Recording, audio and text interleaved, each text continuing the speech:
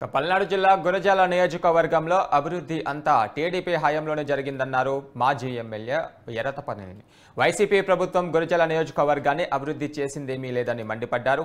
YCP ప్రభుత్వం వచ్చాక అక్రమ మద్యం, పేకాట క్లబ్బులు అభివృద్ధి చేశారని ఎద్దేవా చేశారు.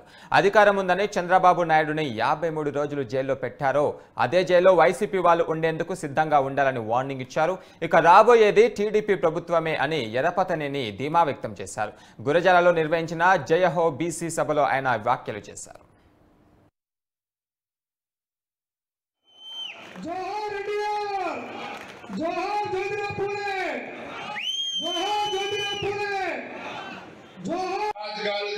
వైసీపీ పార్టీ అన్యాయానికి దోచుకున్నారు. ఈరోజు గురజాల పట్టణంలో ప్రతి అభివృద్ధి కార్యక్రమం చేసింది మనమే చేశాము. ఆర్టీఓ ఆఫీస్ కట్టింది మనం, ప్రధాన రహదారులు వైడింగ్ చేసి సెంట్రల్ లైటింగ్ వేసింది మనం, హాస్పిటల్ కట్టింది మనం, రోడ్లు సిమెంట్ రోడ్లు వేసింది మనం, కరెంట్ ఇచ్చింది మనం, నీళ్లు ఇచ్చింది మనం, ఇల్లు ఇచ్చింది మనం. ఐదో అమరలింగేశ్వర స్వామి గుడికి పుష్కర ఘాట్లు కట్టింది మనం, తారోడ్లు వేసింది మనం, నీళ్లు ఇచ్చింది మనం. ఇన్నిస్తే వీళ్ళు వచ్చిన తర్వాత తెలంగాణ మద్యం కొన్నారు, పేకాట క్లబ్బులు పెట్టారు, గంజాయి అమ్మారు.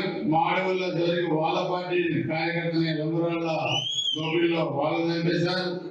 11 మంది ఎస్సీ, ఎస్టీ, బీసీ, మైనార్టీ నాయకుల్ని ఈ నియోజకవర్గంలో చంపారు. 2019 ఎన్నికల తర్వాత కాసం మహేశ్వరుడు ఎమ్మెల్యేగా వచ్చిన తర్వాత ఈరోజు మీకు అధికారం ఉందని మా అధినేతని 53 రోజులు జైల్లో పెట్టారు మిస్టర్ జగన్మోహన్ రెడ్డి. మేము అధికారం వచ్చిన తర్వాత ఏ చంద్రబాబు నాయుడు గారిని ఏ జైల్లో ఏ గదిలో పెట్టామో నిన్న గదిలో పెట్టకపోతే తెలుగుదేశం పార్టీ కాదు చెప్పి పట్టుకోవడం తెలియజేస్తా ఉన్నాను. ఎన్నో